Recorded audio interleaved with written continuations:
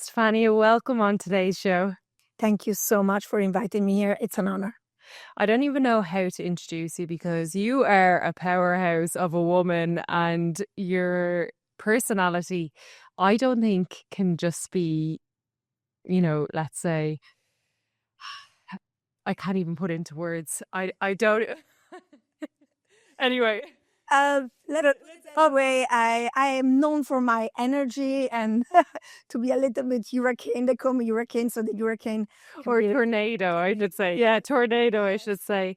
Yeah, because you know what? Some people put on a show, and I can see you're on stage all the time, and you definitely do not put on a show. No, that's how I am. Even like at 2 a.m., people come to see me. They come for like 1 week to visit me here in Dubai, and they go like at 2 a.m. So you are really like that all the time? I said, yes. What can I do? Where did you learn this energy from? Like, I want to know, like, when you were a child, were you the kid who was always talking, always asking questions, and definitely I had some skills of leadership because I remember that I was like, leading the class or taking decisions for every game. But thank God I was also loved because I still have wonderful friends. In fact, I'm throwing out my 50th birthday parties, and I know so many people. I have so many friends that I don't even know because they don't fit. So it's so hard to find who to invite. So where did you grow up? So I grew up in Italy, in Milan, for my first 14 years of my life. And then I went to boarding school in Switzerland, in St. Gallen. It's called Institut auf dem Rosenberg, which, by the way, I just got a reel 1 week ago, 10 days ago. And it's still the number one, the most expensive school in the world, which is crazy. It's crazy. They just sent it to me again, like after so many years. 30 years. So what kind of family did you grow up in? So I grew up in a good family. I would say middle high class. For sure, not this like super rich. Like when I went to that boarding school, there were kids that were so from very powerful family, very famous families, always on the magazine. None of this. I have a wonderful family. I have wonderful parents. They're still married. They fight all the time, but they're still married. And my brother, he has also 3 boys. So I grew up there. But then when I was 14, again, very strange personality and attitude, I went to visit a friend who was in boarding school because her parents divorced. And I saw this party that she was invited. She invited me to, and I just loved the internationality, the fact that all those kids spoke different languages and they were, sleeping out and doing things together. I love the community. And I just went to my parents and said, I want to go to boarding school. And they're like, why? We love you. We are married. We don't need to. That's a place for kids that are not wanted. And I'm like, well, but I want to go.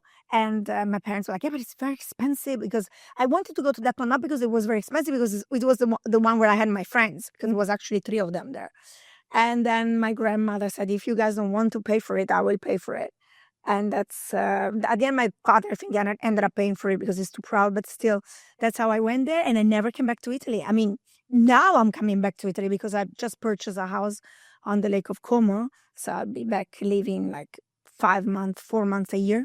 Dubai is still my residence, though. I love it here. When you were in boarding school, did you have this idea of what you wanted to be when you were older, or did you have any ambition? So crazy, because what I do today, I didn't even know it existed. For a while, I wanted to be a vet because I love animals. But then when I found out that you had to give them an injection and kill them when they suffer, I was like, I can't do that. I can't hurt animals. Like, I cannot. And then I think, you know what, it's crazy, because I met the father of my 3 boys, my first husband. I met him when I was only 15, and I just knew he was the one, and we were madly in love. I just was okay in just being a mom. Like, I wanted to have that role. I wanted to support him because I knew he was going to be successful. And I just never had big ambitions for a career, even though I studied, because somehow I always felt I was going to be next to him. And that was okay for me at that moment in my life.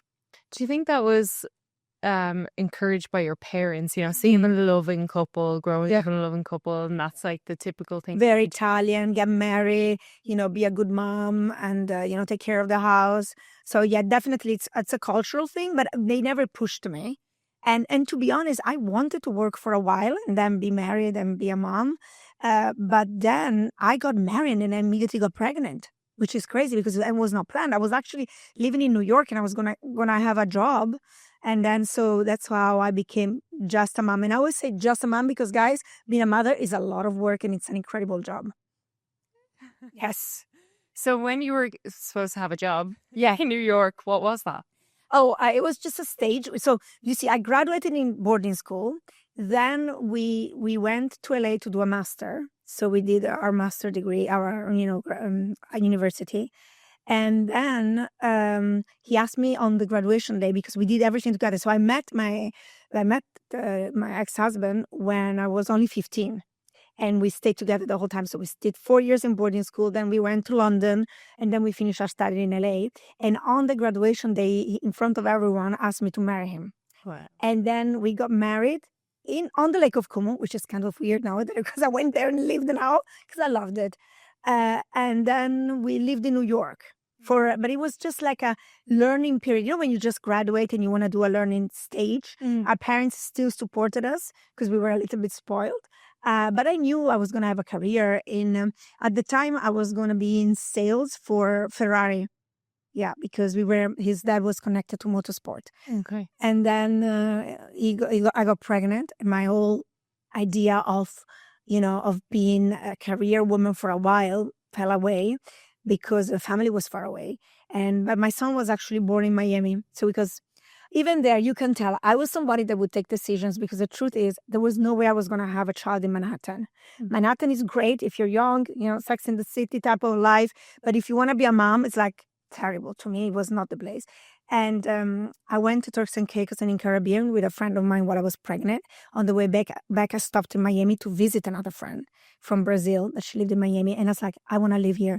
So I just took the car, pregnant, went to the towers, to the Twin Towers, spoke to the boss of my ex and told him, look, we are just on a stage. Can you find the same bank in next to Key Biscayne, which is the island where, and he's like, okay, let me look. No, it's impossible. 1 week later, he called me and said, can you move now? Yes. 9 months pregnant. I moved my whole life to Miami. That's where my son was born. He's American, actually. Were you the decision maker in the relationship? Let's say that I am very opinionated. Look, let's be honest. Most of the women are the ones that make decisions. But the smart ones make the men believe that they do. Well done. Where did you learn that one from? It's a podcast, like, just say that. No, but it's true. And look, women, we are so good at feeling things, at reading people, at, like we are emotional, but also intelligent to see things that men sometimes don't. So I believe that a lot of the decisions that I made, my ex and now husband, I was married twice, it was led really by me. But, I don't think they regret it. So, do you think he knew that at the time? I think he trusted me. I think between husband and wife, you need to see what are your gifts, what are your, but obviously I didn't decide everything, sometimes he did. But yeah, so our first son was born in Miami, but then he got a job in the UK, Formula One, motorsport. Now Brad Pitt came out with the movies, so everybody now the whole world knows what Formula One is, because in America it's more about Indy, not so much Formula One. And then we went to the UK. So my second son was born in Oxford, actually. Wow. Yeah. So how did his career go? And then he became a manager of a very famous driver. So then we moved to Portugal because we always loved Portugal. That's why my third son is Portuguese. You can imagine, we would go to the airport, Italian passport, German husband, American son, English son, Portuguese son. They always stopped us and asked us thousands of questions. They were like, hello. And I was like, no, let me explain. So they always stopped us. But now I gave all of them an Italian passport as well. So it's easier. Were you the dark horse in the family? Because this seems to be... You know what? It's so crazy that when I divorced, the first thing that I got was, you never worked a day of your life. You never did anything. I'm like, do you know what it means to move in all these countries? Like, you were always traveling. I had to find homes. I had to, put them in school, doctors. Like, there is such a logistic, especially you move continents, right? But somehow was never rewarded because when love is over, money's over. So what happened at the end? That was my mistake. Yeah. So, love was after 23 years. Yeah. love was over, and somehow I didn't get money for me and the boys. It's a long story, but it's really like that. I came out on a magazine in Italy. I got attacked by it because people were like, "Oh, if you was a Formula One manager, how you didn't get any money? That's impossible." Well, there is a long story behind it. There was a bankruptcy, which was done for another project that had nothing to do with me. So it's a longer story, but it's no point in talking about it. It's his life. So he wasn't, he appeared like not having, and he really didn't have that much because his career had had some bad turns. But yeah, I mean, he would have had enough to help me. But yeah, he didn't. But which was actually the biggest blessing of my life because Why? because when you find yourself at the bottom, at the pit, at the when you're like, okay, what am I gonna do now? I don't have a home, I don't have a car, I don't have I have 3 small kids. What am I gonna do? And like everybody turns their back. My parents too, because my parents, again, culture, they didn't accept the divorce. They didn't want me to live in because I decided to break up.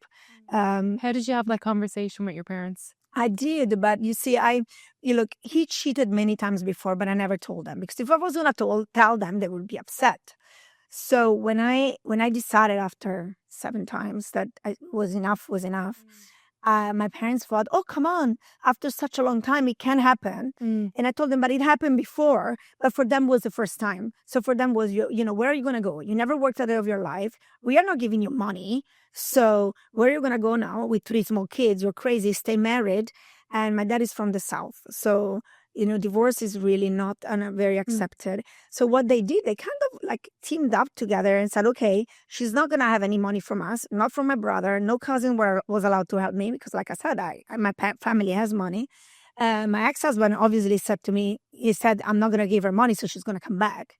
And that's how everything started.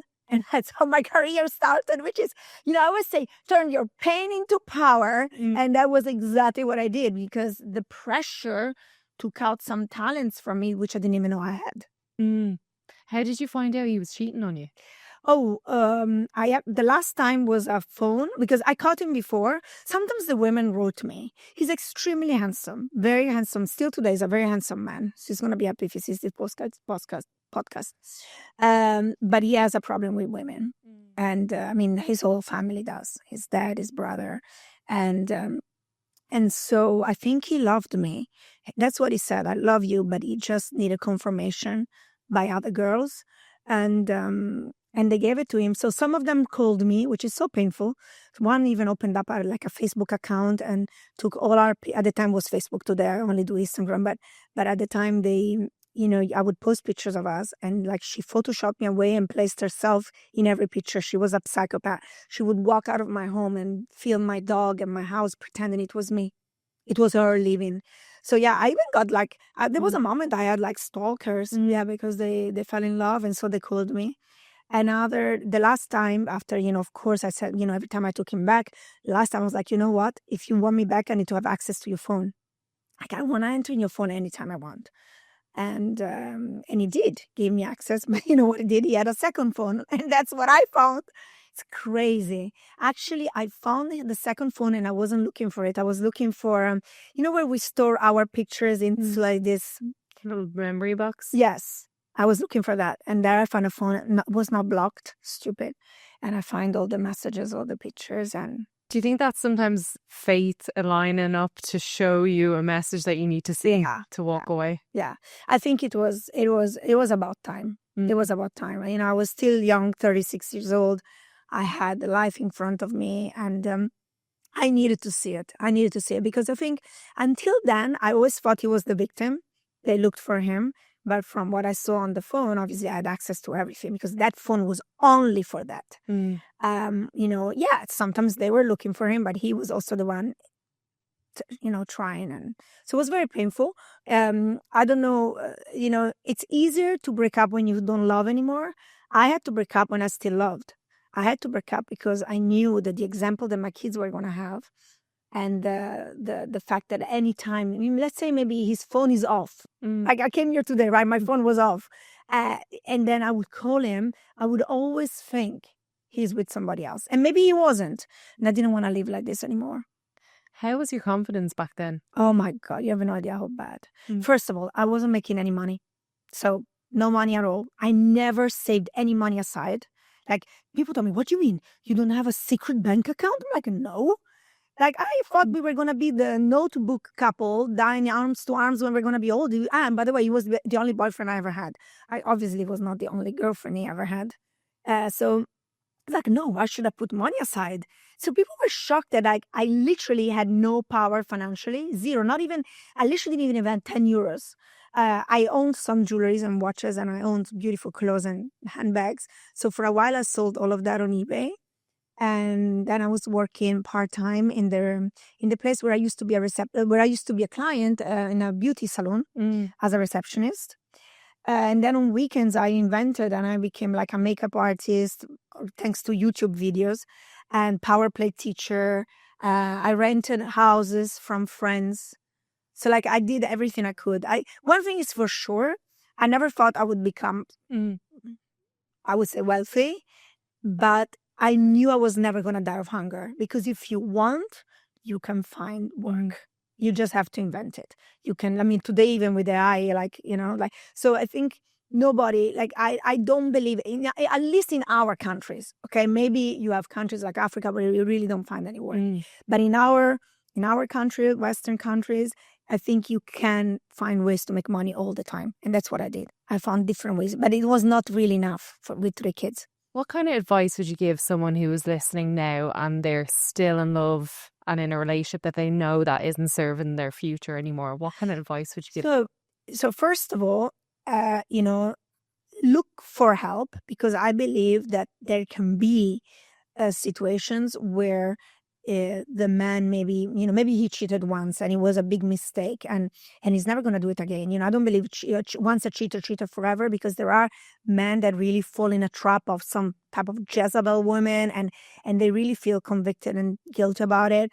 And sometimes the couple can get help. I'm a Christian, for example. We had pastors helping us at the time, but the other person needs to want it. If the other person prays, comes to the counseling, and then after the 3rd session, he feels he's under pressure, he feels he's been the wrong one. There's always both sides, but in that case, was really the wrong one. Then he stopped going. Then, of course, if he doesn't want to change, then you need to change, girl. You need to go, right? But I believe that I've seen literally couple friends of mine. I'm 50 now, so I have so many friends that where the marriage was over, where the relationship was over, and through counseling, through help, through prayer, they're happier than ever. In fact, they changed for the better. Now, if the guy is a chronic cheater, most likely he's going to keep on doing it unless he has a big revelation, like total changed man. But otherwise, yeah. Well, as you're talking about cheaters here, what's your idea on modern society and men? Look, I'm a little bit old-fashioned, like we were talking about, being married. So imagine I had 2 men in my life and I married them both. Because of my success, obviously you have men saying they had sex with me, but it's such a lie. It's like such a joke. And sometimes I get messages from people on Instagram saying, hey, this guy told me he had something with you. I didn't know who you were. And then I went and see your Instagram and it's for sure a lie. And then he tells me, and it's like, oh my God, this guy gave me a ride. We had business together. He gave me a ride one evening. He took a selfie and threw that selfie. So, going back, for me, values are very important. So to me, an advice I can give, especially to the girls, don't just sleep with a guy when you just meet him. Don't just give in right away, because that's not marriage material. Most of the men are not going to take you serious. They're not going to respect you. They're going to use you for a while, and then you're done. You're toast. In my case, I have to say, both men, they were madly in love with me. They had to fight for me because I didn't say yes right away or met him and go to bed right away. That's my advice. If they want something serious, if they just want to have fun, then if that's fun for you, for me, I always respected myself so much that I wouldn't want to be one of those girls that next day the guys talk about. Because I grew up with a lot of men friends. And some of them were very handsome, still are very handsome men. Some of them are still playboys today and they're 50. And I remember their comments in the morning after they had. And I remember thinking like I was a little bit younger than them, because I was maybe the sister's friend. And I remember thinking like, when I grow up, I'm never going to be one of those girls. I respect too much myself for that. And guess what? I married 2 great guys.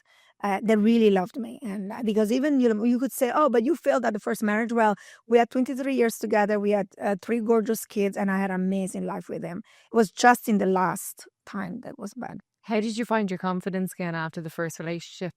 Oh my God, I didn't right away. I know it took me time. How long does that take to rebuild your... Can I be really honest? Yeah, of course. Never completely. Never completely. I still today suffer of fear. My now husband is very, very German. He's very private. I can open his mail and, I have his phone, but I can see he really gets annoyed. And sometimes I just would like to look better at things. And I know it's terrible because he's like, why don't you trust me? Why can't you trust me? But, I think it's traumas that you have inside of you. And then you see all these stories and you hear all these stories, right? So never completely. And, you can have a guy that is amazing for so many years and then he starts to change. Men change all the time. And a guy can cheat as he's sitting on a toilet today. It's a terrible timing to be a woman. You have all this, like social media, I think it's so bad because you can be compared all the time and you always have the youngest, you always have the better. So to be honest, not completely, but then I have an attitude like, you know what? I accept myself the way I am. Either you like me like this or go. It's not anymore. I don't want to depend on a guy in any way, not financially, but even less emotionally. I need to be complete on my own with, obviously always my faith. I'm a strong believer in Jesus. So always I feel complete with who I am in my faith, in who I stand as a woman. Then he's a plus. But to tell you, oh, I'm completely confident that I can put my hands on fire, no. Bullshit. I don't think any men love hunting, men love checking. I mean, I check my husband. I see my husband looking at other women. And today there are beautiful women, and I always say, man, the only thing I cannot buy is height. Today you can buy anything else, and guess what? I'm short. And today, all you need is to be tall and skinny, then you make your... These are also fake, by the way, because I have 3 kids. But in general, you know what I mean? Today you can do anything if you want to. Do you think Dubai impacts the way you feel in that sense? Because there is a lot of prostitution, for sure. Thank God my husband doesn't go out. He's not like a social life too much. But if he would go out without me in a night in a nice hotel, I mean, it happened that he had a meeting there one night with a partner of ours, and a girl just goes up, beautiful, and gives him a phone number. That's Dubai today. And most probably she was a prostitute, but maybe not. I don't know. I wasn't there. Do you think it stretches the idea of what beauty is because everyone is so modified here? It's totally modified. But can I say something? And I mean, I did fillers. The rest not. You can check my pictures when I was young.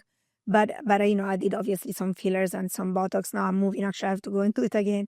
But can I say something? Sometimes they'll look the same. I confuse them. The same nose, the same lips, the same eyelashes, the same makeup, that I don't know anymore who is who. I'm telling you, it's so hard. Yeah. There's going to come a day that natural beauty is literally gold. It's gonna, to be honest, I have 3 boys today and they're all, 25, 22 and 18. Do you know they are part of the new generation? They don't like that. They want natural beauties. Their girlfriends are completely natural and they cannot touch themselves. They even don't want them to wear makeup. They do a little bit if they go out at night, but they're the most natural. And their friends are the same. One of them has is like a top model guy. And his girlfriend, she's very beautiful, but so natural. She doesn't even do her hair. So her hair, she leaves them in the air and no makeup. So I think the new generation, the generation Z, or even I didn't do my hair today, so I'm like, maybe I could fit in. You're totally natural. But I think the new generation hates that because we got to a point where we filled our faces with so much fillers that they all look like pillow faced. Yeah, these lips like pillows. I know. So to move into the transition from, you were in the beauty salon. Yeah, working. Imagine sometimes I had to take the dirty towels from the massages and put them to wash. You need to realize nothing wrong with that, but you need to realize before that I had 4 maids living two lived in our villas, 2 came from out, and a big house, beautiful cars. Like I had a wonderful life, right? And so it was very, very tough. How does that like impact your mentality when you come from everything to nothing? I know. I think it was my faith, because I remember saying, okay, don't complain. Don't be like the Israelites. They left Egypt and they went into the promised land, but because they were complaining all the time, they got there so much late that a whole generation didn't enter, just a new generation entered. Like, I'm not going to complain. And I just felt like, okay, God, you're testing me with little because I'm not going to get a lot. And I remember I just began to worship and praise and say, you know what? I'm healthy. I have my boys with me because he didn't take the kids. I stayed with the kids. And that was my biggest gift. Everything else, I'm going to rebuild it. Again, I never fought to this extent, but I knew I was never going to stay there. So I had down moments thinking, oh, look at me, where did I end up? And we used to be on magazine in my life before, because he Portugal is a very small country, and he was successful in Formula One, so they took pictures of us. So they were like clients, and some of my friends. Again, when you lose everything, you realize who are your real friends. I could see they were enjoying the beautiful family being destroyed. So I had a downtime, and then who was around you at that time? Who was around me? I would say most of the friends that really loved me for who I was, but I would say maybe 10 people. All the ones that came to all the parties, and we had the big villa, 8 bedroom, 6 bathroom party. All of them, they disappeared. What was your coping mechanisms back then? Okay, prayer and work so hard that I didn't have time to think. I worked so hard, and that was one of the reasons why I became successful. Because if I stopped and think and start to feel sorry about myself, that would have been the beginning of the end. Because, if you just cry in bed, which I did for a while, maybe I would say on and off, I cried for years, but about the family I thought I was going to have.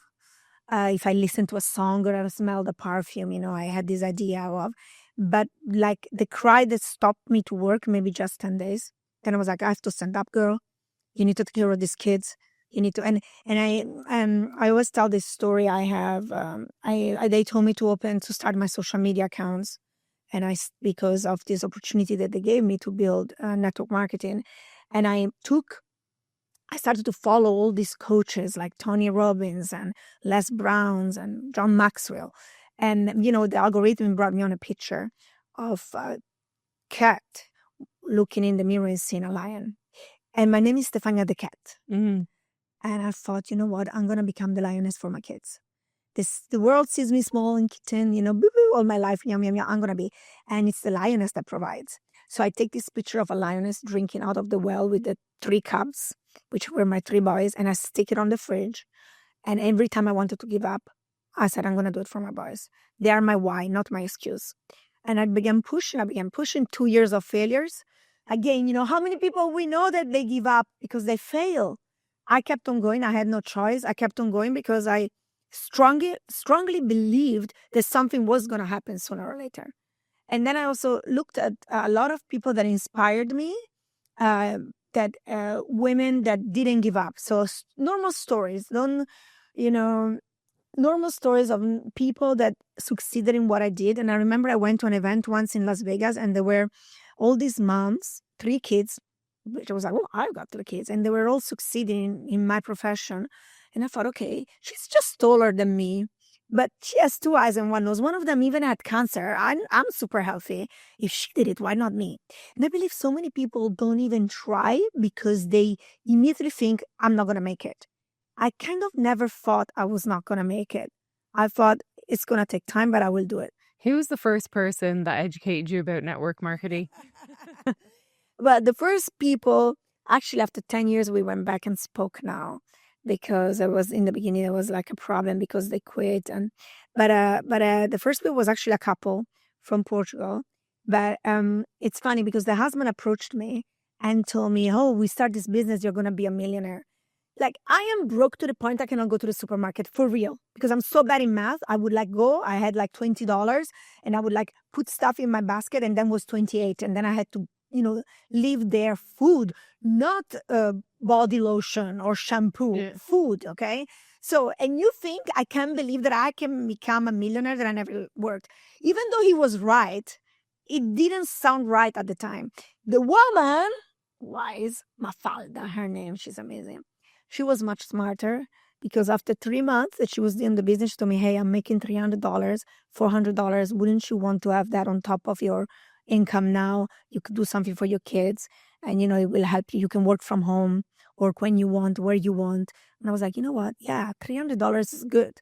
Let me try. What year was this? 2012. Okay. Yeah. So it's quite a while now.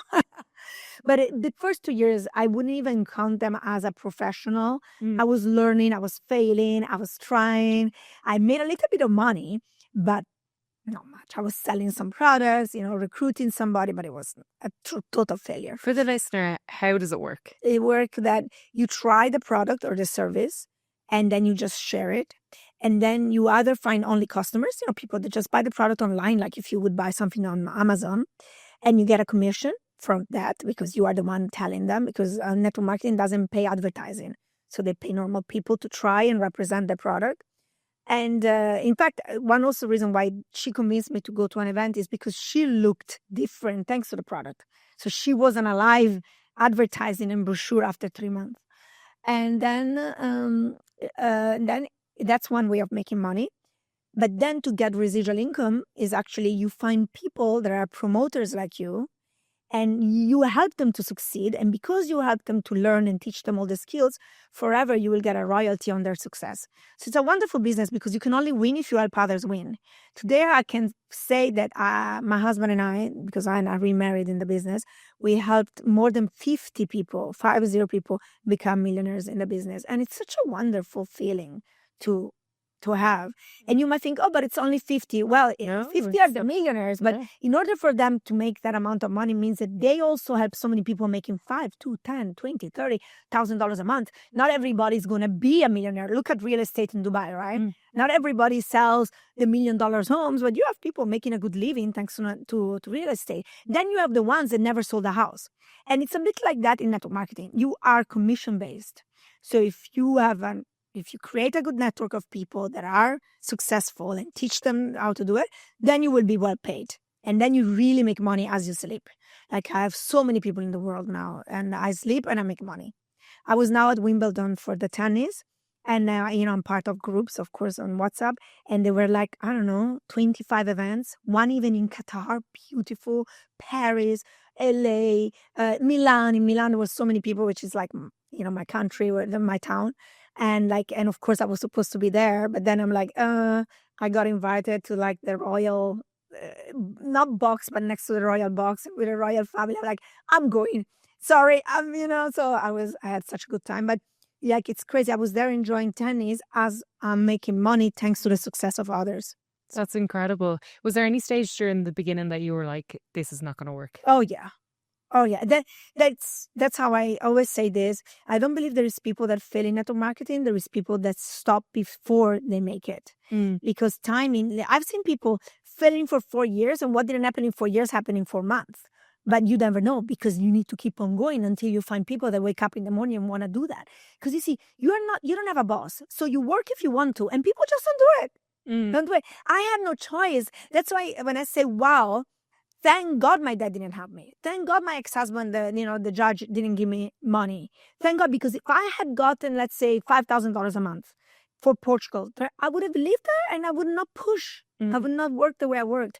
But of course, I always say that God has brought amazing people in my life that had a big why like me, and that we clicked, and that we could really work and build something amazing. Because my success today is not the result of what I only did. It's the result of thousands of people's success and what they did, even better than me. So I was just blessed to find the right people at the right place at the right time and place them together. But, with the residual income that you get cash flow every week, then you also need to be smart where to invest it. You see, I know people, especially here in Dubai, they come, they make some money. Oh, Richard Mille, Lamborghini, let me spend it at a party, let me rent yachts every weekend. And then they don't realize that none of that is going to make you rich long term. What I did is I made some money. I started to buy apartments in Dubai. And look what happened today, right? So I have different units, different sizes, different areas, which give me another residual income from the rent, and the money made so much more. And I invested also in, anyway, my husband doesn't want to talk about other investments because, but like, let's put it that I did very good investments beside, because look, we have Lamborghinis, we have beautiful cars. My husband loves cars, but later, first you need to money makes money if you invest them right. Otherwise, it can. Did you ever hear about the saying that they say that money amplifies who you really are? Yeah. So I even believe that you have to give when you receive. It's part of my belief, and it's also biblical for me. But one of the reasons why we became successful and we still grow, because now I own my own company and part of it, and we are extremely successful at this moment. To be honest, it was really because we always gave. It's like you sow a seed, and somehow that seed in different ways just grows and multiplies. And that's exactly where I saw the success coming. I have stories that I can tell you of how I gave and how God, through miracles, that multiplies that money. It's crazy. It's crazy. But obviously with a good heart. You don't give, let me do charity so I become rich. No, you do charity because when you make money, good money, you have a responsibility towards others that don't. And always make sure you choose the right charity, because unfortunately I got fooled one time. Don't give, in countries where it's third world, don't give too much money all at once in one place. It's better that you divide it. I made a mistake. I really trusted the charity. And I trusted the people who did it, and I should, because I still love them. But unfortunately, they had a lawyer and a responsible guy on ground in Uganda. And the guy just ran away with all the money I gave. So painful. But that shouldn't stop you to give just because there are stories like that. Because that's how people also hide. Now what do? Now I directly give it to the place, to the people, and I know, and I check, and I see what they do with it. But there are situations that really you need to help. How's your appreciation for money come around since you've had everything, and then you've had nothing, and then you've had everything again? Yeah, I think you value money a lot more. First of all, I believe money is not evil, but the love of money is. So what are you willing to do for money? Fine, work, sacrifice, but don't put them before values, before friends, before family. Like, that doesn't mean there were times in my life that obviously I had to work so much that my kids, maybe I gave them a sandwich or I made them play video games. So you could say, oh, but you were not with your kids on their football game. Well, yeah, I was at a meeting, but for a while. Today, the freedom that I get from the money is allowing me. Now I rented a yacht on the 30. Soon I'm going to go to Sardinia with my kids alone, with them, with some friends. But like, we're going to enjoy our time together. I can only do that because of what I did, right? But my attitude is this: you need to be content with or without, and be careful in thinking that money will buy happiness. It's not true. Money buys comfort. Money buys experiences, which are very nice. But I know, and come on, you live in Dubai too. How many miserable people we know that are rich? And this, and I have to really say, you are so wrong, girl. I saw one girl saying, well, I'd rather cry in a Rolls Royce or something. Yeah, than in a Fiat 500. No, not even that car. In a, I don't know, than whatever. But to be honest, I'd rather not cry. And I know people that are so happy without the Rolls Royce, and they have better relationship, better husband or wife, better friends. Look at all these famous people. Why do they commit suicide? They are rich, they're famous. That doesn't buy happiness. But for sure, I know what it means when they take away your home, they take away your cars. For sure, it gives you peace of mind, and it allows you to have wonderful experiences. When we're talking about success, do you think someone who wants to build success should work off their passion? For sure.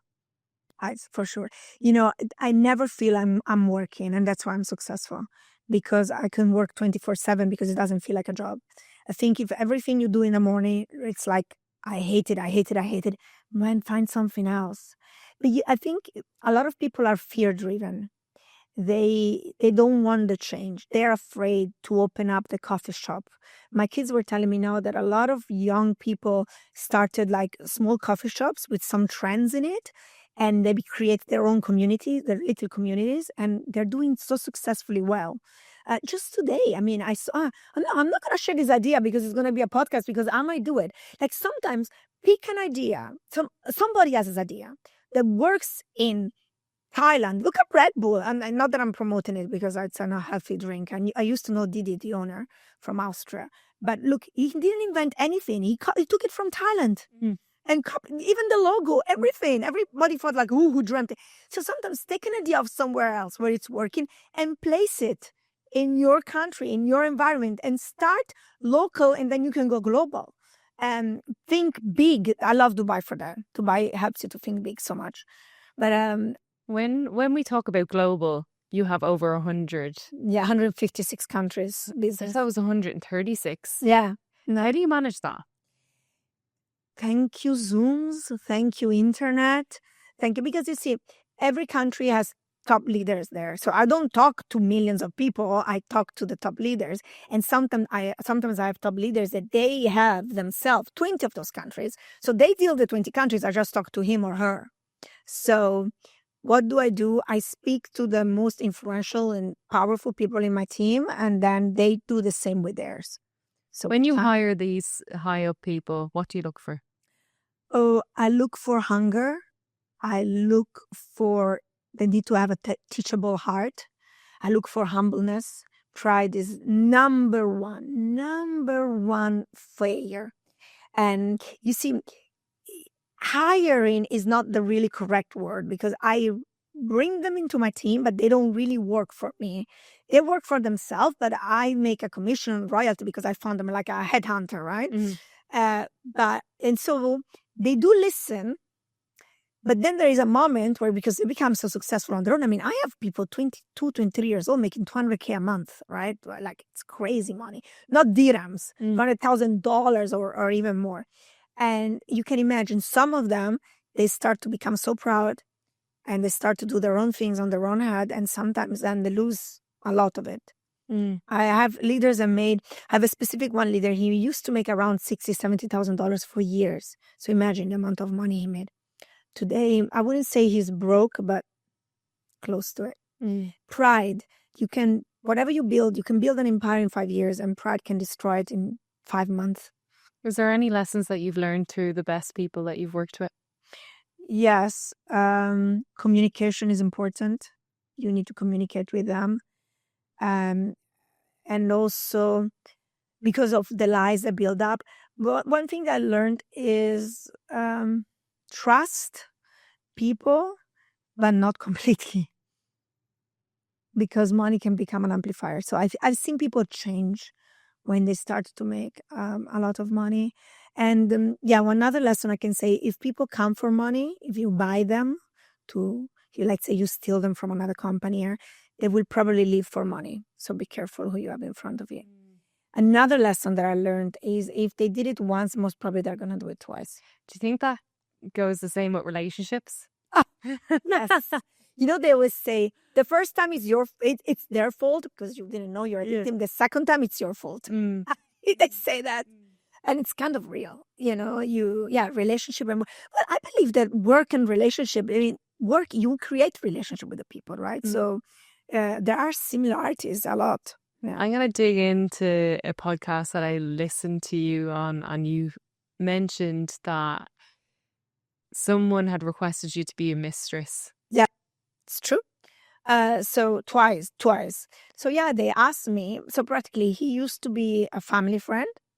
He used to know my ex-husband, and he was married and wasn't close to the wife, but I knew her. Was this when you were rock bottom? When I rock bottom. The enemy always comes with a silver plate with some sweets on it to try to get you out of your direction. He probably knew potential in me and didn't want me to succeed. So to be honest, I had a couple of thoughts about it, because handsome told me he loved me, but obviously I only had eyes for my ex-husband. He knew me. I knew him. He was a nice guy. But then number one, I'm not gonna do to another woman what was done to me. Number two, if he's doing it to her now, most probably he's gonna do it to me later. Number three, do I want to destroy this family? Do I want, because obviously I wouldn't want to be a mistress forever, right? So look, I don't judge. Situations are all different. There are really people that they meet on a train and fall in love and they are soulmates forever. Who am I to judge? Okay. But in general, girls, let married men alone. Let them alone. Like they're somebody else's. And most probably they're going to lie to you like my ex did, that, oh, with my wife, I'm not having sex. Or I hate my wife. I can't stand her just to have sex with you. But then believe me or not, he would come home, bring me flowers, have sex with me 5 times a week. And it was all a lie. It was just, and he was never going to leave me. I left him. He was going to be with me forever because of the kids, because he still loved me. But he needed some fun. But some of those girls were promised otherwise and were told otherwise. Not my case, but I have a real case of this friend of mine. She didn't know.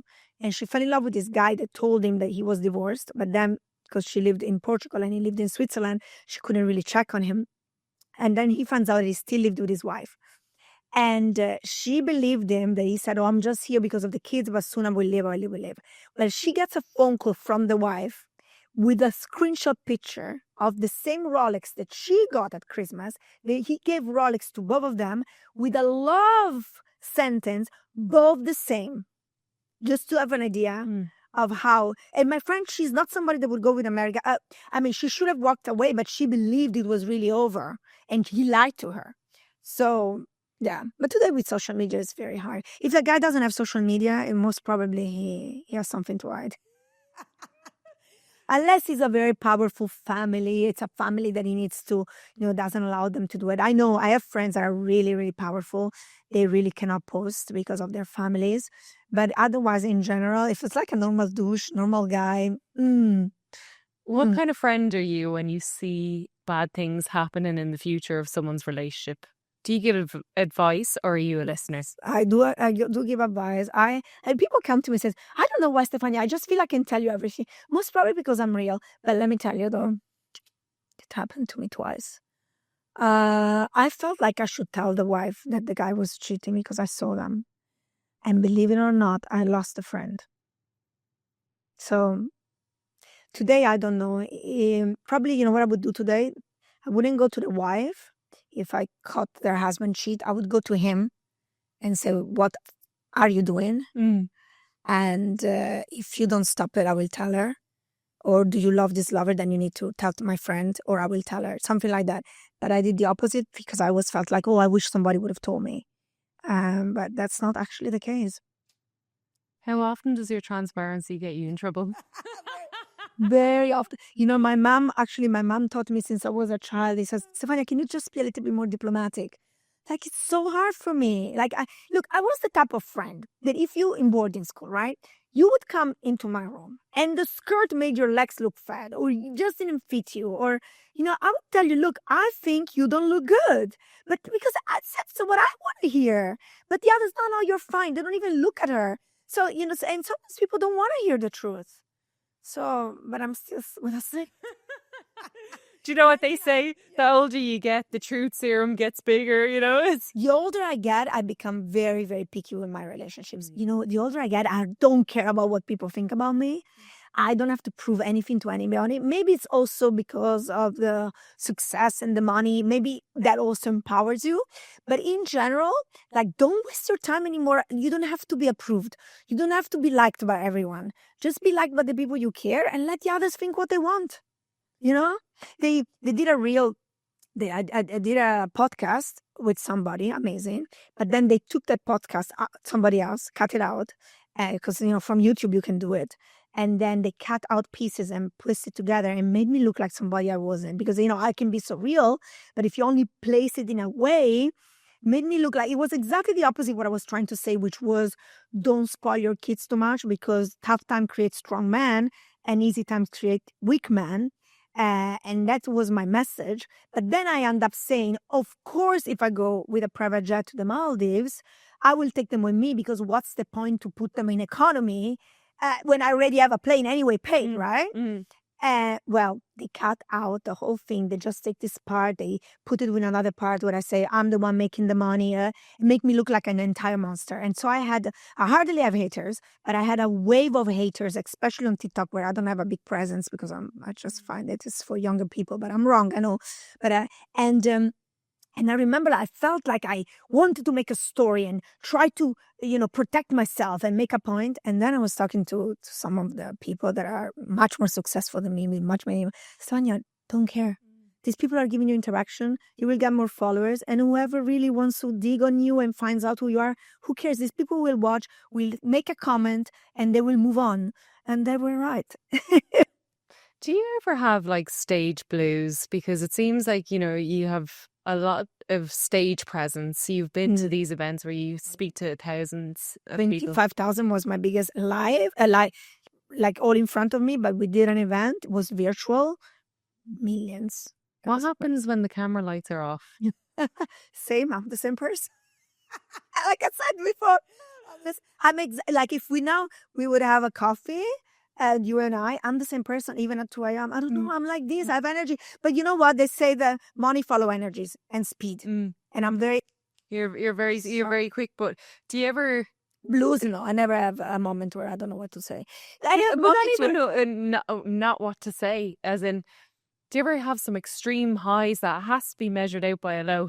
Yeah. Do you ever get that? It's like the excitement. There is. They call me Duracell because actually, like there is this rabbit that goes in, and then there was a moment that you're gonna stop. I do have moments. My now husband saw a few, but very rarely, where I give so much that then there is a point that I'm collapsed. Then I'm really done, and then he had to like carry me into bed. And those were the few times I went to bed with my makeup, which I never do because I like skincare. Because I collapse, like I'm completely done. But then maybe I wake up again at 3 a.m. Let's say I'm done at 1. Oh my God, I have to brush my teeth. I have to wash my face. And then I'm back into bed. But maybe it was 5 times in my life. But that where Duracell, the battery is off. About stage, I have moments where I cry. And that's puts me a little bit down. But again, people like the truth. People like vulnerability. I have moments where I got upset also on stage. Yeah.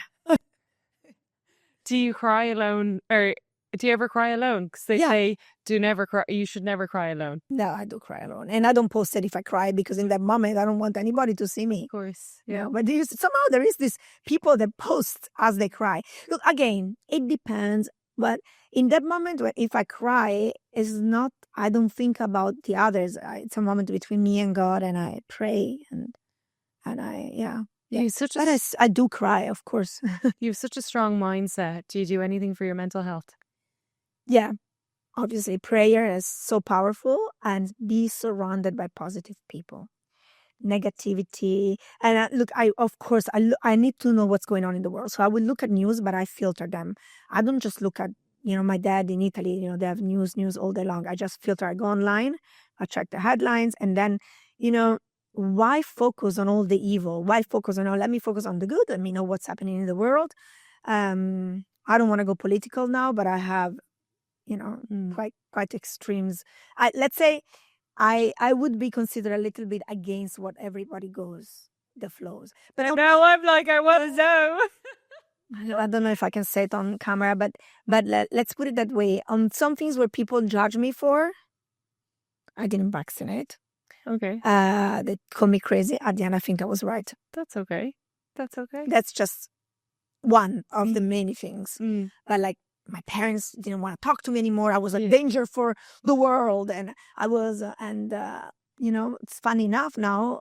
Some of the friends that told me, "Oh, I will have to unfollow you if you don't vaccinate," or that I had to kind of even lie to some people. And they asked me, and I'm not a liar. I was like, yeah, just for peace of mind, because they would like shout at me. At the end of the day, I was right. And my kids too, and my husband too, and my friends, some of my friends too. I didn't trust in the system. So I don't trust always in the system. Have you had any trust issues from your past relationships? Has that? So I only had one. Yeah. Well, yeah. Well, But friend was, yeah. But even friends, my best friend, yeah. my best friend slept with my ex. So yeah, it was painful. That was painful, man. It's tough. Yes. Yeah. Yeah. And I think I suffered more for the girlfriend than for him at the time. I think females tend to lean more on the blame on females than men. I think men get away scot-free. I kind of did. I blame it. But on the other hand, though, in this case, she did play us because she was my best friend, knew him as well, and lied to both of us. So she did play us a little bit. But I met her just last year again, and we made peace after 20 years. She asked me sorry, like it was so nice. I loved it. When you're young, and my mistake was that I took her with me to so many things because she was single, and she fell in love. And sometimes love can make you do the worst things. It was true love. For him was one of the many. But yeah. So what was the highest moment in your career? So it wasn't the biggest money I ever made, the biggest month. It was the moment where I got awarded in Milan. It was just a coincidence. I mean, I always say it's not coincidence, but God blessed me with becoming number one in the company, number 3 in the world in what I do. And it was in Milan, the event. And that's my town. And my 3 boys were on stage. It's actually on Instagram, on YouTube. I took my 3 boys on stage with me and I got rewarded. It's a little bit like the Oscars. So you talk and I thank everybody. And I invited all my childhood friends, all my friends, everybody was there. It was a beautiful gala dinner afterwards. And I remember again, because everybody was against me starting this business. They said, oh, be careful. It's a pyramid scheme, or be careful. What it was the other words, like everybody fails at these Ponzi, all this bull. And I remember that they were there. They were happy for me. They were, I could see that they were really grateful. And then my boss took the microphone and said the most wonderful things about me. And I remember I was shaking. I was actually pregnant in that moment with a girl that I lost afterwards. But it was like such a happy moment. I was like, wow, I'm here with my 4 kids. She was already in the belly, the female. My husband is watching. And, the video that he took, he's also shaking and crying. So his video is terrible. But, and I'm here with my boys. And wow, what an epic moment in my life. It wasn't about the money. It was about the recognition and the fact like, I was right. I went against everyone, every numbers, every percentage that people told me, and I did it. And that was definitely such a beautiful moment in my life. They were younger. It's already years ago. That's how I wrote a book over my life, and that's how I finished the book. I finished it there, even though it was already some years ago. Because after that, it's only like business achievements. Oh, now I open my own company, or now, but that was life changing. Now it's like, okay, good. I have money. I can reinvest. I can make this. But it's business. There was so connected to emotion, to relationship, to friends, my family, my brother. Everybody was there. It was wonderful. How did you manage with the miscarriage? It was so hard because it was a girl. So hard. That's something that one day God has to explain me, because I was like, how much I wanted a girl all my life. Giulio's called Giulio because I wanted a Giulia, my number 1. So imagine number 2 boy. It's like finally with my new husband. So it's not even like comparing the brothers, right? I get the princess, I get the girl, and he doesn't have kids. So for him it was like, wow. And then on my 4th month, I have already a big belly. I had a very big belly already, because when you had already 3 kids, your body remembers. So I'm skinny, but I get like, also because I'm short and tiny, so big belly. So everybody saw I was pregnant. I couldn't even hide it. Some people don't tell for the first 3 months, but everybody knew. And I went on stage with the belly, so everybody saw it. And then for months, people always asked me. So I had to make a post. They call it Rainbow Mom, right? Rainbow Mom. It was very, very hard. And I cannot imagine how some women go through when they don't have kids. Because what made it easier for me was that I had my 3 boys anyway. And I know that Emily is waiting in heaven. But to be honest, it was so hard. Sometimes my husband and I, we count how old she would be. Now she would be 4. So it would be perfect. How do you deal with grievance? Prayer and not asking too many questions. Just saying, okay, God, your will. And again, work. Occupy your mind. Yes. I'm so glad that that's your coping mechanism, It could be worse. It could be drugs. It could be sex. Isn't it, right? So lately I started to work out as well. So sometimes on a stress day I work out. But I only started to work out 1.5 years ago. I had to. You're one of those lucky people where I did a little bit of Pilates before, but like I was traveling so much. Now I work on, I have a trainer that follows me online. But it's crazy because when you really go over 45, I mean, now I'm going to be 50, slowly, again, lucky, always been skinny, cannot complain, short but proportion. Like, I don't want to be the one, oh, I look so bad. No, because I didn't. I, could wear bikini before, but then your skin and your muscles, they just lose it. You start to have, wings around your arms and inner legs, and your knees start to wrinkle up. So I'm like, okay, I think I need to start to work out. So now I work out literally 3 times a week, 45 minutes, 1 hour, but it's working out. So now I don't only work, but I work out. So on a bad day, I take out all my stress at the gym. That's incredible that you're so motivated and you've such a clear headspace for someone who doesn't work here. Yeah. When you have clarity and you're in tune with yourself, because I believe people who work out tend to be in tune with themselves. Yeah.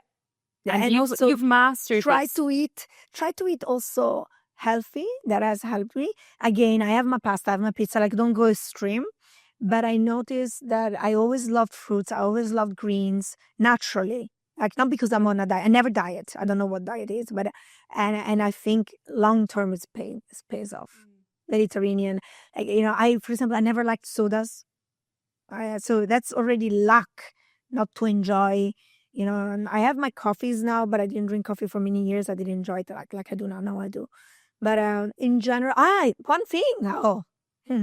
I never drank alcohol and cigarettes. No way. Never. You're not a drinker? Not at all. Wow. That's it. So, that's the changer. That's but honestly, again, for some people it would be like a sacrifice. I don't like it. But it's their coping mechanism, because when people, they're stressed, they need some vice, they run to alcohol, right? And then they're tired after they have alcohol. So I believe, like, people also talk to me about the skin. I believe maybe because of the alcohol. I never drank alcohol. So now at 50. You're way ahead. Yeah, I'm lucky about that. I know, especially you Irish. I gave up alcohol 4 years ago. Yes. No, but I mean your culture. Like I remember when I studied in London, after school, people would go to pubs. It's part of the culture. But I tried to go, not to drink because I didn't like it, but then everybody started to get drunk and stupid, so I would go home. Yeah. And so, yeah, that also I think was one of the reasons why I only started to really work out 1.5 years ago, but I was still physically okay. Because I think alcohol can bloat you, can inflammate you, of course, and the smoking as well. Oh, and I also never did drugs, and that helps because of my friends that did drugs when they were younger. I feel now they're paying the price for it. Yeah. They still look beautiful, but yeah, I feel good comparing to what I didn't do. Like some people do all this stuff, but. So, because it's called the Detached Podcast, what would you detach yourself away from that's limiting you today? Oh, wow. You could have asked me this question before. No, I'm joking. What I would... Okay, let me understand again. What would I detach yourself from that's limiting you today? It can be a belief. It can be food. It can be whatever you want. I think I will detach from the negative people that right now I have a little bit in my business and a couple of people in my family. Yeah, like it's people that I need to detach from. I have such a good heart. I'm so forgiving, but imagine people that we helped so much and made them so successful. Pride, jealousy. Because I reached my peak of my earnings, and my earnings are public. Unfortunately, because that creates so much jealousy that I know they try to backstab me, but then God had my back. I would say, that, no weapon formed against me shall prosper. And it came out in time, and they were not able to try to backstab me. But that's these people I want to detach from. Do you believe that because you're working on such a big scale that the exposure to good and bad is just always so bad? No, it's so bad. It's only bad. To be honest, the exposure in my social media was needed because you prove people that it works. But it has only bad, except the fact that you attract people to the business, so it brings the money. But in every other area, it's dangerous. Like, nobody saw my house on the Lake of Como, not even a picture of the view, because I don't trust people knowing where I live in Italy. Because in Italy, you don't have the protection and the safety, amazing safety view in Dubai. So nobody knows that I even have a house. I can talk about it, but nobody knows where it is. Lake of Como is huge, thank God. Number two, jealousy. People get jealous. People get, and they think your life is perfect. There is no perfect life. You only post what is great on social media, right? But they have this idea and that creates jealousy. Judgmental people, people judge you. Now again, I was with a royal family, and you had people saying, "Oh, that is Photoshop. That is not possible." And then, like, people are like, "Why would you think I would Photoshop that? Are you crazy? Why would I do that?" Right? But people like make up stories. So yeah, I think my husband is actually stopped posting now for 6 months. Is he happier for it? Yeah, much happier. He has a sense of freedom. I post much less, and my algorithm crashed. I used to have so many views on my stories, but in the moment you stop being persistent, my algorithm crashed, and probably in my business, because that's how I attract people to my business. But I let others do that now in my team. But yeah, the exposure is not good. I wouldn't say I'm famous. I'm only famous in my field, but because of Instagram, I also get people stopping me on the street, and sometimes you look bad. Like, I go without my makeup, and you're tired, and then people are like, "Can we have a picture?" And you look terrible, and without a filter on social media, you're like, "Shh, I don't want the picture there." But then what, you say no? So yeah. Now, to be honest, I feel sorry for the real famous people. Like somebody like Justin Bieber, poor him. He cannot even go to church. He cannot do anything that people are harassing him wherever he goes. Terrible life. Terrible life. I love to be free. I love Dubai for that. When you said you'd like to detach yourself away from the negativity of your family, how does one do that without sacrificing their family? I know. It's because my parents, I still want to be with them, but I don't want them to talk about certain subjects. And one of the subjects is the career of my first son. They think that it's not what he should be doing. He's a trader, and he's 25. At 25, they already had a child and had married, and they have this. And I said, let my son alone. He's amazing, super handsome, and he's taking care of himself alone. Yeah, you might not like the trading because it's not a secure job. Let him alone. And that keep on checking on us, "Oh, did you really have to rent the yacht? Or did you," like, because my parents know how much money I make, but they still think we spend too much in any way. But they don't understand that that's one income I have. I have other incomes, and I try to explain them, but doesn't get it. And I'm definitely not overspending. But they judge every choice I have. Now on the Lake of Como, of course, we have to buy new cars. Did you have to buy this car? And then I was like, okay, I don't want this negativity, so you're not going to talk ever to me again. But I still love them. They come over. But in the moment they start, I have to stop them. Before, I would be fighting them back. You learn the hard way that it just doesn't work when you fight against family. No. And they try to compare my brother to me and put my brother down because he doesn't achieve what I have achieved. And it's so bad. My brother is the most amazing guy. He's exactly a guy that makes only, which is not bad, 5,000 euros a month. And he's so happy with his family, so happy with his kids. He's such an example to me of somebody that is not rich, but super happy. And then, if I can just take care of the private schools for my nephews, why not? I want to do that. But, I don't like that. So that negativity, detached, and backstabber, detached. So what's the future for you? Yeah, that's such a great question. I don't know, because I don't have a plan. I put my life in God's hands, but I know that He has a plan, and I trust His plan for me. If there was one thing you want to manifest? For sure, I would like to have I would like my kids to be married with children, which again comes the family, like my parents to them. But I would like to be a super cool grandma one day. I'm sure you will. You'll be the tornado grandma. Daughter. I mean, I could still have a daughter. You never know. Everything is possible. But yeah, yeah. So I would manifest that. Love family, love relationship. It's funny because everybody sees me businesswoman, but actually my priority is relationship and people. What kind of advice would you give to businesswomen, businessmen out there right now today who want to get after their business goals? So you said it before, do what you love so it doesn't feel like you're working a day in your life, and what you're passionate about. That doesn't mean you're not going to hate it at times and you're not going to sweat and you're not going to sacrifice. Obviously, everything big, you need to pay a price.